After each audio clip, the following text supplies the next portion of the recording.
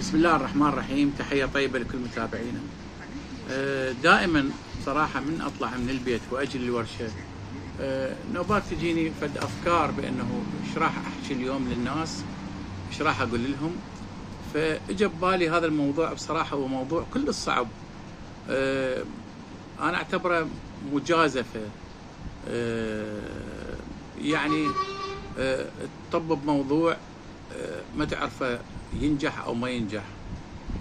اللي أريده بهذا الموضوع بصراحة أستفاد من أفكاركم، يعني من الناس اللي صار عندهم تجارب تعلم مهنة. بصراحة موضوع كل صعب ومعقد.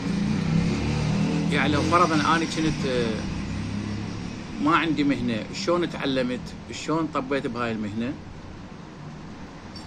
صراحة سابقا يعني قبل دخول الانترنت عندنا، يعني بعد قبل 2003، يعني كان الموضوع تتعلم مهنة اما تروح معهد، المعهد ما يعلمك 10%، او يعني صديق عندك يعلمك مثلا، او تتوارث المهنة من واحد لواحد، ماكو غير الخيارات. يعني حتى اللي يدرس بكلية او معهد مستحيل يطلع صاحب مهنة، مجرد يمتلك معلومات نظرية قيمتها خلينا نقول 30%. ولهذا الدخول بالمهنة بصراحة موضوع كله صعب ومعقد. يعني أنا نويت أسأل نفسي أنا شلون جيت بهاي الشغلة، شلون وصلت لهيج مرحلة. فأريد هاي التجربة اللي دخلت بها أني أشارككم بها، وأريد أنتم يعني خصوصا الناس اللي تعلموا من عندي أو من عند غيري، شلون قدر يدخل يخلي يكتب لنا فد 10 أسطر موجز، وإذا يدز لنا فيديو أطلع لي إياه بقناتي بصفحتي. بصراحة هذا الموضوع كلش مهم، لأنه يعني أنا أفكر نوبات لو أنا ما داخل هاي المهنة شلون أقدر أطب وأتعلم. الموضوع ترى كلش معقد ومو سهل أبدا. إيش قد تشوف مقاطع فيديو على الانترنت، لكنه أكو نقوصات هواية، أكو شيء اسمه تحفيز، أكو شيء تسهيل أمر. يعني إحنا ما نريد بس علم ينطي، ولو يعطيك العلم كامل أو غير كامل. فبهذا الفيديو بصراحة انتبهوا كلش، خصوصا للناس اللي تريد تتعلم فعلا. قبل كل شيء أريد أقول لك لا تفكر بالناحية المادية. المهنة وكل الأحوال وكل الظروف ما تنتهي أبدا، والمهنة تعمل ببلدك تعمل بغير بلد. ما طول عندك مهنة عندك سلاح. طريقة اختيارك للمهنة هي اللي تحدد نجاحك حسب اهتماماتك. لا تقول لي مهنة ما تشتغل، مستحيل. كل المهن تعمل، كل الظروف تشتغل، وكل الأجواء تشتغل، وكل البلدان تشتغل.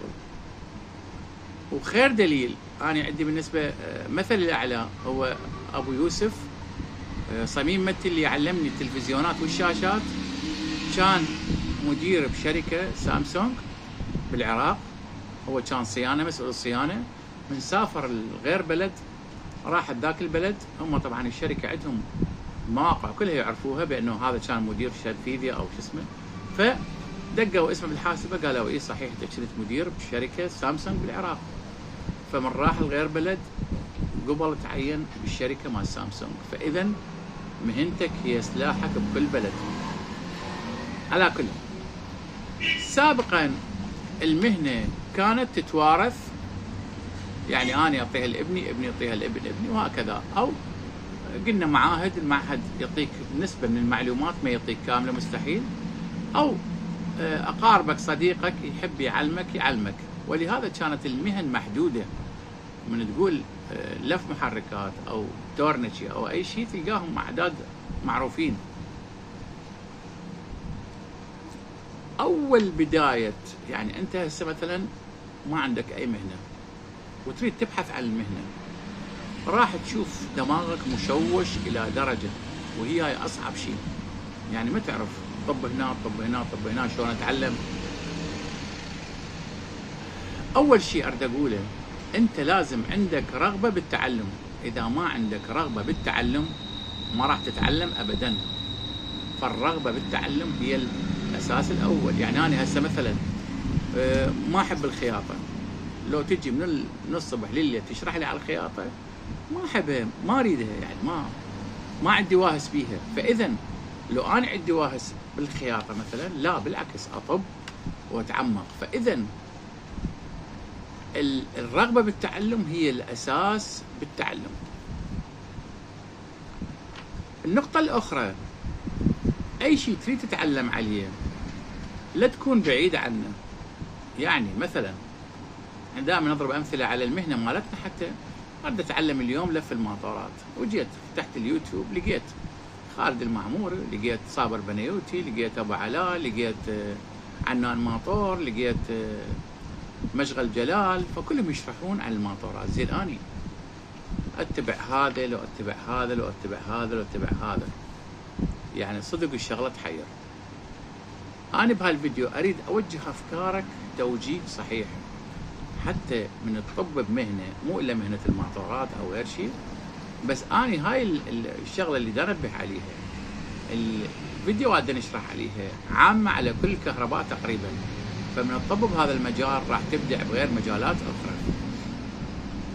فاذا اول شيء اتقرب للشيء، يعني انا مو اجي اخذ معلومات وما اطبقها.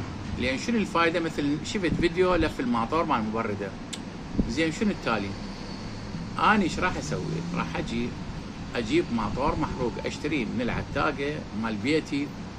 هاي اللي راح احكي عليها تبسط لك حياتك وتخليك تنتقل من المأساة، من البؤس، من التعقيد بالدماغ، عدم وجود مهنه. ترى عدم وجود مهنه والفراغ القاتل وماكو تعيين هذا دمار خصوصا للشاب او للناس اللي تريد تعيش.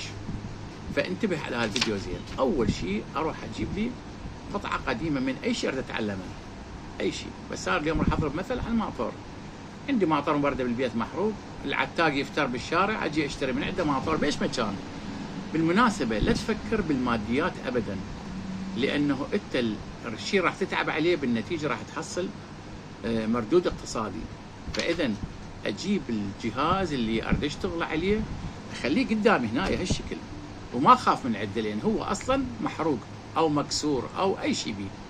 فاذا راح اجي اتقرب للشيء. التقرب للشيء يضيع من عندك نص الخوف مالتك، لانه انت مو تسمع شلون يلف الماطور ورننج وستارت وكنديسر وما ادري شنو، وهيك اتجاه اللف وهي بدايه منا والنهايه منا، وشنو الفائده؟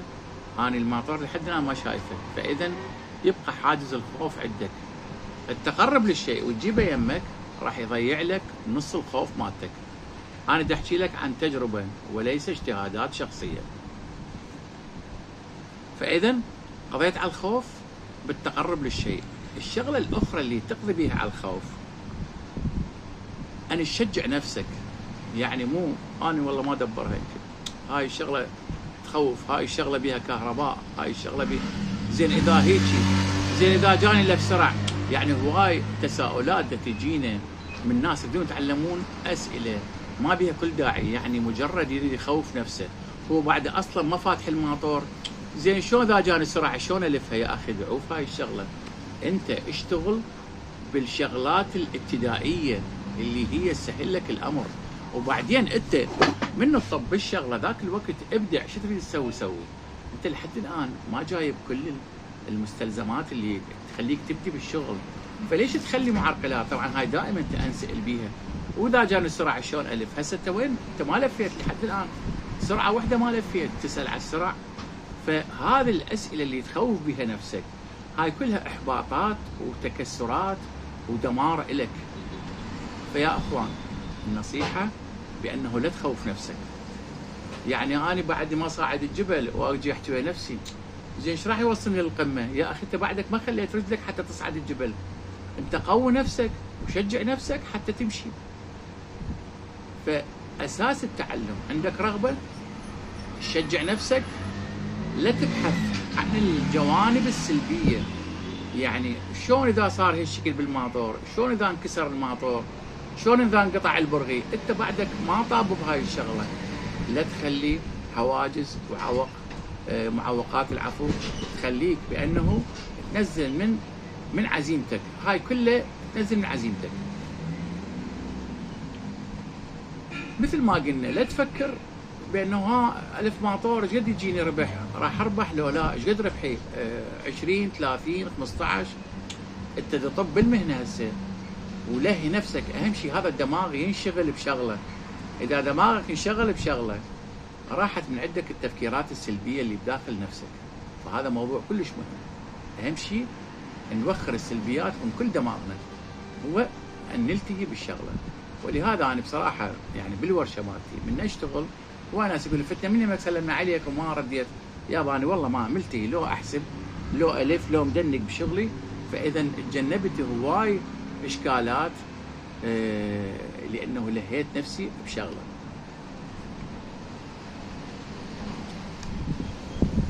اللي يريده من الناس اللي تنشر. بصراحه انا هسه ذكرت الاشخاص اللي نشرتهم، زين اني اتبع منهم من عندهم فلان ولا فلان وفلان. اني راح احكي عن تجربه اتمنى من اصحاب القنوات، واكو اصحاب قنوات فعلوا بهذا الشيء، واكو ناس لحد الان متمسكين يجيب معلومه منايا ورا اسبوع معلومه منايا ومنا معلومه يريد يتعلم شلون يتعلم. وان انت تعبان على قناتك، رجاء رجاء رجاء اصحاب القنوات التعليميه، صحيح انت ما عندك فكره عن طرق التدريس، طرائق التدريس ترى مو هينه. طرائق التدريس علم بحد ذاته، ناس اخذت دكتوراه وماجستير واستاذيه بطرائق التدريس. فطرائق التدريس مو بسهوله ان تتعلمها، على عيني وراسي ما يخالف، انت مواطن عادي وتريد توصل معلومه. لكنه انا دا انصحك حتى الناس تفيدها 100%، لا تطفر بمعلوماتك رجاء. يعني مثلا اجي على ماطور مبرده، اجي الزمه من الالف للياء. اول شيء التشخيص، شلون راح اشخص هذا الماطور محروق لو لا. طريقه الفحص، شلون افحص الماطور محروق لو لا. شنو الشغلات اللي تعوق عمل الماطور مثلا. هاي كلها اخليها سلسله افكار الي حتى من نط المعلومه المتلقي ياخذها بصوره صحيحه، حتى يعرف انا جاني ماطور اظل افر بذاني، شلون اعرفه محروق هذا؟ زين شلون افحصه؟ زين شنو وسائل الفحص؟ هاي كلها تخلي الشخص يشتت افكاره. بس انت من توجهه توجيه صحيح، تقول له يابا هيجي شغله هيجي شغله، هاي كلها معناته عاطل الماطور ومحروق.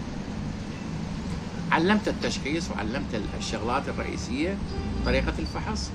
هسه علمه شلون افكك الماطور، شنو الاجزاء الداخليه اللي بيه وشنو تاثير واحد على الاخ. الشغله الاخرى شلون ابدي بسلسله من اللف من الالف للياء. يعني مو اسوي لها فيديو واحد ما يكفي للتعليم.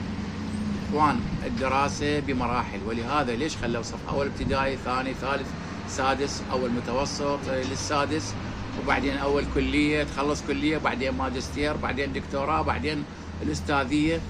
فقصد الكلام خلي لك سلسله حتى المتلقي ترى افكارهم متفاوته، حتى لو خريج كليه، حتى لو ماجستير.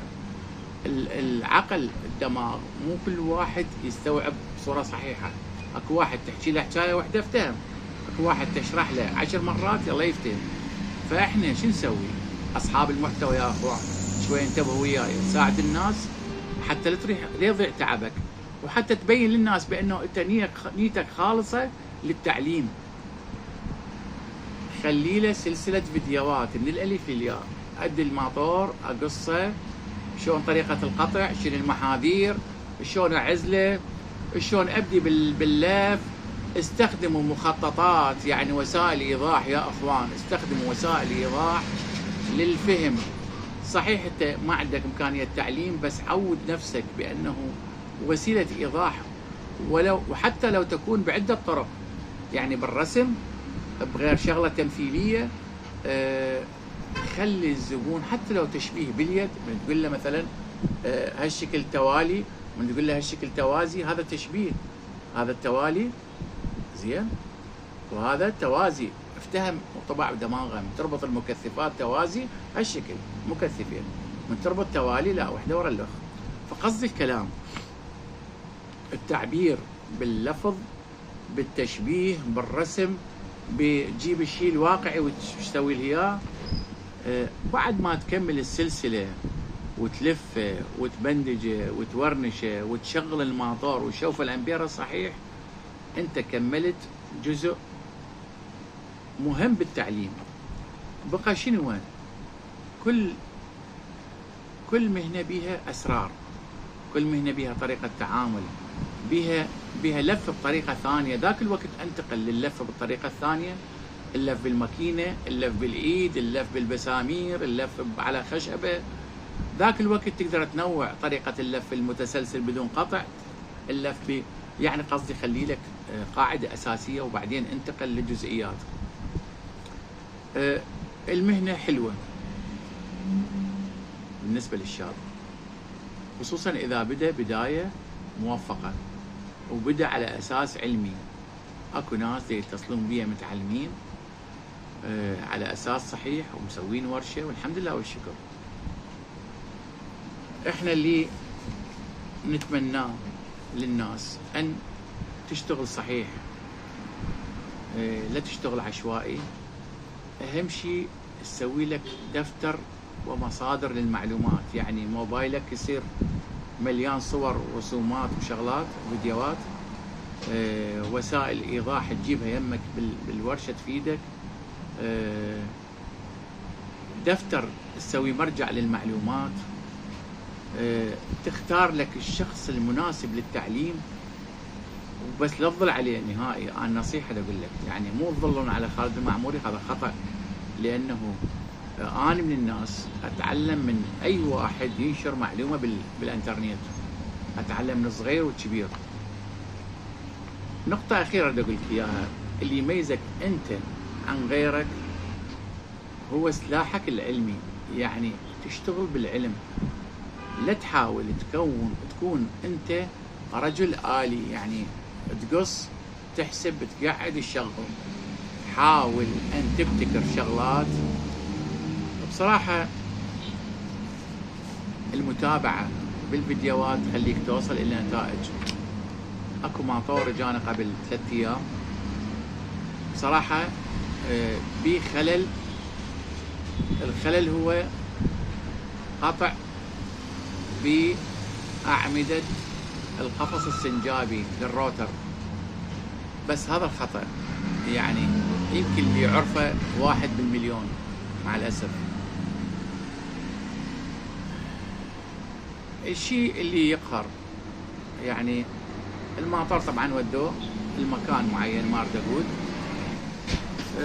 انا فحصته بصراحة كنت متردد، بس قرارة نفسي حدد العطل وين، بس صاحب الماطور حتى يقتنع قلت له روح وديه المكان الفلاني اللي تعرفونه. فحاولت انصح الشخص اللي راح للماطور ودزيت فيديوهات لصاحب الماطور حتى اقول له دير بالك ترى، لان هذا الماطور بصراحه فتحته وان شاء الله في يوم اسوي عليه فيديو. فتحته لقيت عبالهم الخلل بالملف الابتدائي، وفاتحين بس الابتدائي وعايفين الرئيسي لافينه، والشخص اللي جاب الماطور قال نفس الحاله بقى. حاله مالته شنو؟ الماطور يرجف من الشغله، يرجف الا تعطيه فره، واحيانا من تفر الروتر تعطيه كهرباء يشتغل. هو الخلل هذا لا كهربائي ولا ميكانيكي، الخلل بقضبان روتر الماطور. راح المكان ذاك اللي ما نريد نقوله، الشخص اللي اتفق ويا صاحب الماطور قال له راح الف لك اياه مبلغ الفلاني. من حكيت ويا الشخص طبعا المحادثه موجوده، قال لا الملف ما بي شيء، خلل بالميكانيك، والميكانيك ما بي شيء طبعا. اخر شيء الماطور ما انفتح، ما فتحوه يعني، فراح جابه صاحبه وجا قلت له عمي روح جيبه احسن لك، ترى الماطور مشكلته بالروتر. المهم انا من دزيت للفيديو ذاك الطرف الثاني قال له اي خلل بالروتر مالته، ما فاتح الماطور ولا مسوي له كل شيء. على كل احنا اللي نقوله من هاي القصه، احنا نتعاون كليتنا حتى نجد حلول. انا اتعلم من الصغير واتعلم من الكبير. لا تستنكف من شخص يقول لك يابا ترى اشك بمعلومه الفلانيه، خلينا نتعاون، احنا مو علماء، احنا ناس دائما نحب نتعلم. فاهل المصالح لازم يتعاونون حتى يوصلون الى نتائج احسن ما يبهذلون الزبون ويلفوا لي اياه ويطلع مو صوته وياخذ منه فلوس، لو يبدل له ميكانيك ويطلع مو صوته. سلام عين. فاحنا بصراحه نحب نتعاون حتى نوصل المعلومه، ما عندنا اي تعالي. فاحنا غايتنا التعاون حتى نوصل للنتائج، مو غايتنا بانه اقول لك انا افتهم اكثر من عندك. خلي يصير التعاون بين المصلحين، حلو التعاون.